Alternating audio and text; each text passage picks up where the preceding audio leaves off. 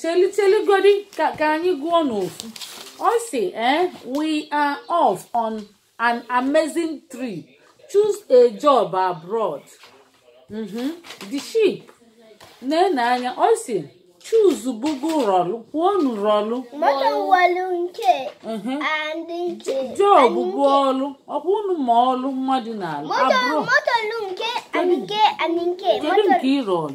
Mala walu nke, anike. Nke ị rọlụ bụkwa dọkịta ka nọọsụ. Onye bụ onye nọọsụ, ọ na-enete ndị ọya. Aniwe bụ nọọsụ, aniwe. Ka dentist, onye na-enete eze. Kwuo na onye na-enete eze. Dentist bụ onye na-enete eze. Na ndị na-alụ n'ụgbọ, ọrụ ụgbọ bụ iwe. Sheep ụgbọ, kwuonu sheep ụgbọ. Ke ndị ọlụ bụ nke, ke ihe ha na-alụ. Ke ihe ha na-alụ oke nwa. N'anya ka ịma ma ya ama ihe ndị na-alụ. Ha na-ele iwe. Ha na-ele iwe. Mgbara olu n'olu like job abroad. You don't really like to do anything. Boom. N'anya ọmụlicha olu nọcha ebe ikwunekwu ihe ahụ biko ịda na ngana. Anyị achọkwa onye ngana na famili ahụ. Anyị achọrọ lezi papita sikwa na ntutu. Anyị achọrọ onye anyị chọrọ ọlụ mmadụ ga-alụ. Achọrọ m ịlụkwa n'ụlọ ọgwụ ọlụ nọọsụ kwa ma ọ bụ lab tech ndị na-alụ na lab nya ọlụ ụlọ ọgwụ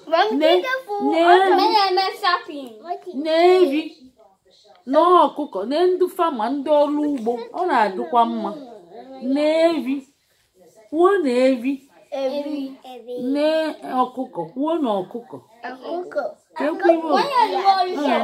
ka iwe onye na-alụ amakwa m ihe onye na-alụ negodi n'anya oke nwa negodi anya ka ihe ọ na-alụ ndezikwebedi ọnụ ụlọ ọgwụ ka ọ na-ebe ezi o doro m anya onye nke ọ na-alụ ọlụ ọrụ nsụ akwa recycle wetegodo nke ka anyị nene onye na-agba mmiri na gadina kwuo na onye ọrụ gadin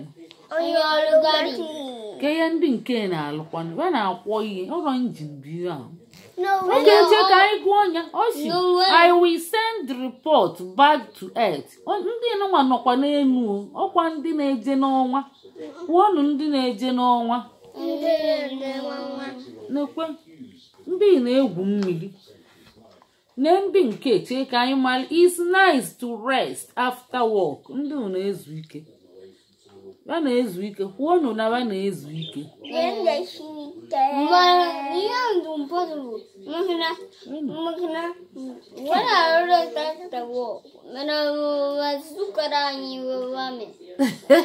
ọrụ ihe ha mechie bụ ire n'ebe ha na-ese ndị rịpọt na ebe ha na-agba mmiri iwu gị ivuli ya na onye nke ekwe ama m nke ọ na-eme nke ihe ọ na-eme ebe ama akwụm ihe ọ na-eme rịpọt ka ihe onye nke na-eme ndị nke a na-ele akwa